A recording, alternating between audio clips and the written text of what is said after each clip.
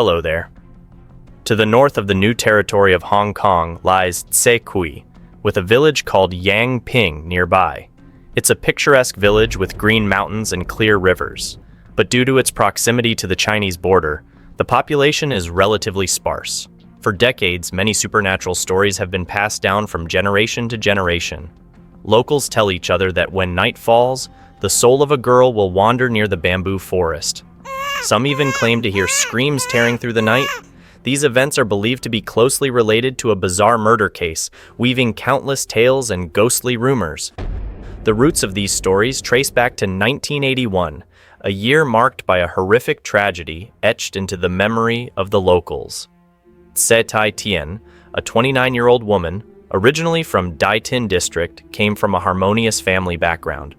In 1979, she met Mak Wei Trung, a year older, and they fell in love, eventually marrying. After settling down, they moved to house number 60 on the slope of Yangping Village to build their home together. Their love bore fruit as they had 2 children, the elder being 2 years old and the younger just a few months. However, their family of 4 soon expanded when Mak Wei Trung's daughter from a previous marriage, a 6-year-old girl named Mak Ye Luan, also known as Zhao Luan, came to live with them. Shortly after Zhao Luan's birth, Tse Tai Tien and Mak Wei Trung divorced due to irreconcilable differences. The court ruled that the daughter would be raised by her mother, and the father would provide financial support monthly. 2 years after the divorce, Mak Wei Trung learned that his ex-wife had seemingly started a new family, so he sought custody of his daughter. He married Tse Tai Tien, hoping to build a happy family for their daughter and compensate for her maternal loss. Tse Tai Tien, treating Zhao Luan as her own, showered the girl with love. Though initially a family of 5, Mak Wei Trung left for South Africa to provide a better life for his wife and children, leaving them in the remote village far from urban life. Despite this, they led a comfortable life thanks to Mak Wei Trung's hard work. On June 16, 1981, Tse Tai Tien, acting as a big sister, had to return to her parents' home to help with her younger sister's wedding. Inconveniently, she left her 3 children with her younger brother Tse Tai to look after. Given their close relationship, Tse Tai often visited her sister's family whenever she had holidays, sometimes staying for several days. She also enjoyed helping with gardening tasks. In reality, Tse Tai was just a 13-year-old child, but appeared tall for her age. The wedding went well, and after a night of heavy drinking, Tse Tai Tien, feeling quite intoxicated, spent the night at her mother's home in Dai Tin. By noon the next day, she was still unable to get up from bed. Suddenly, Tse Tai received a frantic call saying Zhao Luan had gone missing. Her complexion changed, sobering up instantly. She kept asking what had happened. Tse Tai's younger brother informed her that Zhao Luan hadn't returned home after school. When Tse Tai Tien returned to Yangping Village around 4 p.m., she and her brother searched house after house, questioning villagers and neighbors about the little girl's whereabouts, but to no avail. They decided to check the kindergarten where Zhao Luan attended, but the answer nearly shattered Tse Tai Tien. The teacher said Zhao Luan hadn't come to school that day. Realizing the severity of the situation, they immediately informed the police. Despite being a stepmother, Tse Tai Tien's emotions were as if the girl was her own flesh and blood. Initially, the police treated it as a routine missing persons case, but after several days passed without any leads or news of Zhao Luan, Tse Tai Tien became increasingly anxious, losing sleep and appetite. She dared not tell her husband, who was far away in South Africa, about what was happening. As the situation worsened, the investigation department of Phan Lang Police Station took over the case, led by Detective Yang Duc Dong, Inspector Chu Lang Min, and Inspector Hua. On the afternoon of June 25, 1981, Tse Tai Tien was summoned to the police station, while officers were dispatched to Yangping and Dai Tin District to investigate further. At 5:15 p.m. on the same day, a new development occurred. In the backyard of Tse Tai Tien's home in the new Yangping village, there was an unusually sparse patch of grass, with disturbed soil that seemed to resemble a grave. What was even more suspicious was that the soil looked fresh, clearly tampered with recently by human activity. Detective Yang Duk-dong began digging at the suspicious spot, only to uncover a decomposing human head, infested with maggots.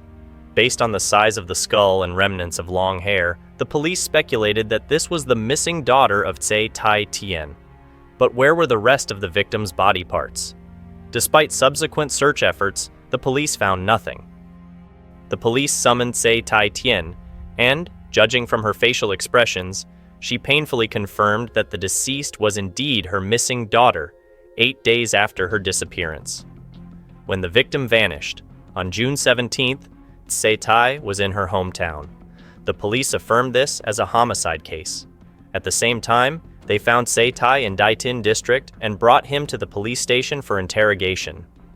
Initially, the police officers questioned him politely, but Tsai Tai's demeanor was rather perplexing. He claimed the girl had gone to school as usual that morning, but she hadn't returned home by the end of the school day.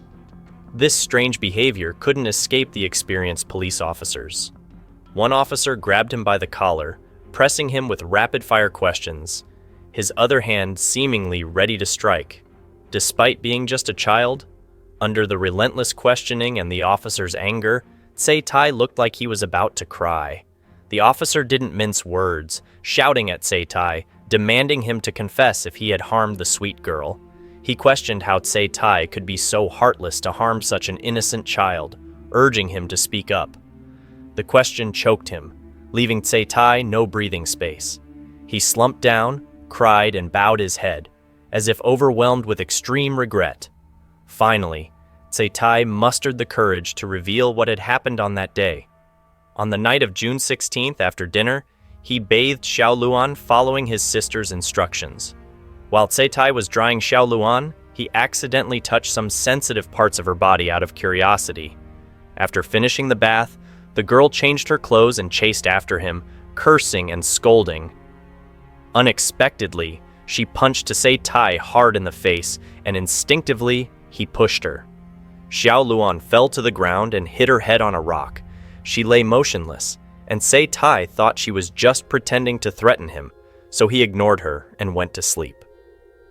Around 4 o'clock in the morning, Tsai Tai woke up and suddenly remembered what had happened the previous night. He rushed out to the yard and found Xiao Luan still lying there. He kicked her leg, but she didn't react. When he touched her with his hand, Xiao Luan's body was cold and she wasn't breathing. Overwhelmed by fear, he decided to dispose of the body. Tsai Tai dragged Xiao Luan's body to the backyard, intending to burn it to ashes.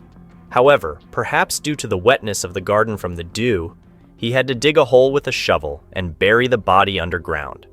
At this point, Tsai Tai couldn't be convicted of any specific crime. After identifying the culprit, he was immediately taken to the crime scene in Yangping to reconstruct the case. When he arrived at the scene, Tsai Tai led the police to another part of the hill in the backyard and found the remaining parts of the victim's body, which had been dismembered. He had used a kitchen knife to easily separate the victim's head, and he attempted to sever her arm, but gave up after a few cuts. He then cut the palms of her hands and burned them to ashes, mixing them with the soil. So why were the head and the body of the victim buried in different places? Tsai Tai explained that the head looked very horrifying, so he wanted to bury it as quickly as possible. The roots of the surrounding trees were too difficult to dig up. Additionally, Tsai Tai took Xiao Luan's belongings, such as her school uniform, school bag, and black leather shoes, up the hill and burned them, creating the false appearance that the victim had gone to school and disappeared, avoiding suspicion from the police. Later, the police collected some soil suspected to be ashes from the backyard, and at the same time, they found the partially burned items belonging to Xiao Luan on the hill. As the case gradually came to light, the police couldn't help but shudder and shake their heads in disbelief. Could a 13-year-old child really commit such acts against their own family? Around 9 p.m., medical examiner Meng Hui Kuang arrived at the crime scene and conducted a preliminary examination of the body. He determined that the time of death was over a week ago, and the police suspected that Xiao Luan may have been sexually assaulted, but they had to wait for the forensic results to confirm. As the case approached its conclusion, a significant abnormality was discovered, leading to a major turning point in the investigation. There was a deep hole on the victim's head, presumably caused by a sharp weapon like a chisel.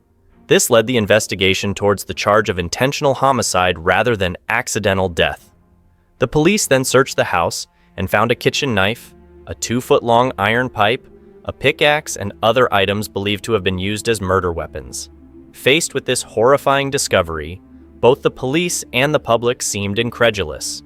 In response to the intense questioning from the police, Tse-Tai repeatedly claimed to know nothing. The boy was so audacious that he even suggested that Xiao Luan's head might have hit a rock. The truth of the case seemed more complex than imagined, and the possibility of an accomplice or mastermind behind it couldn't be ruled out. On June 27th, Tse-Tai was charged with murder at the juvenile court. The 13-year-old perpetrator was accused of committing murder, which was unprecedented in Hong Kong's criminal records. However, there were still untold stories that went beyond this tragic case. Tse-Tai Tian, the stepmother of Tse-Tai, always portrayed herself as treating Xiao Luan very well, considering her as her own flesh and blood, albeit with a strict demeanor. But a surprising truth was revealed when Xiao Luan's grandmother, Mak Wei Trung's mother, disclosed that it was entirely untrue. According to Xiao Luan's grandmother, when the girl changed her environment, her life was far from good compared to when she lived with her grandmother. Besides deprivation in various aspects, inadequate food, and insufficient sleep, the unfortunate girl even suffered abuse and physical punishment, which occurred more frequently after her father went to work in South Africa.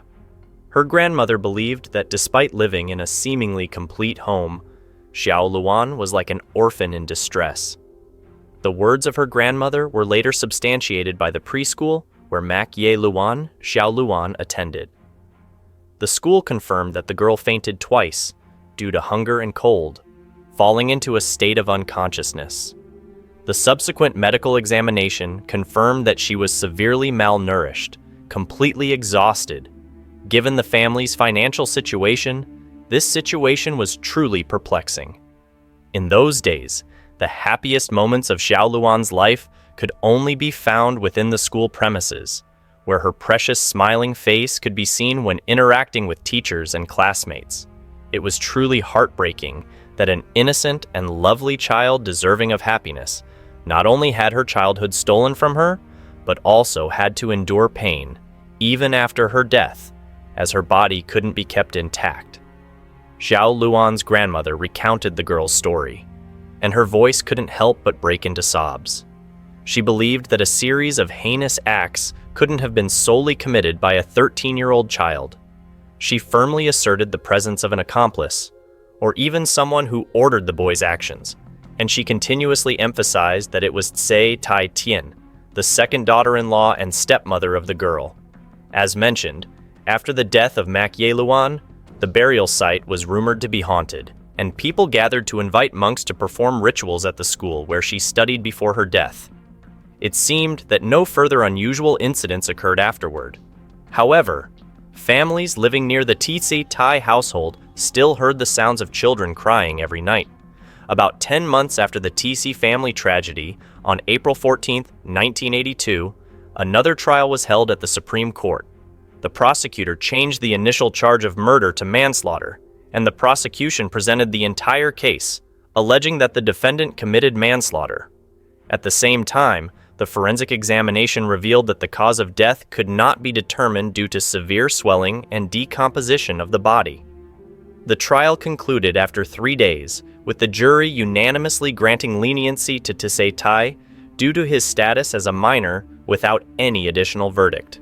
Perhaps the truth of the case is not as simple as it seems, and it may remain deeply buried and never fully investigated. The bright future of the unfortunate girl now lies in ashes, forgotten and neglected. It is truly regrettable for such a young life. However, the law of karma will still exist, even if the perpetrator is young. Someday, perhaps the hidden aspects of the case will be revealed, and the culprit will have to pay for their crime somewhere. And maybe then, the sounds of nightly cries will fade away, And that concludes today's case. What are your thoughts on this case? Please leave your comments below the video. If possible, support us by liking the video and subscribing to the channel to follow the next mysteries. Thank you, and see you again. Goodbye.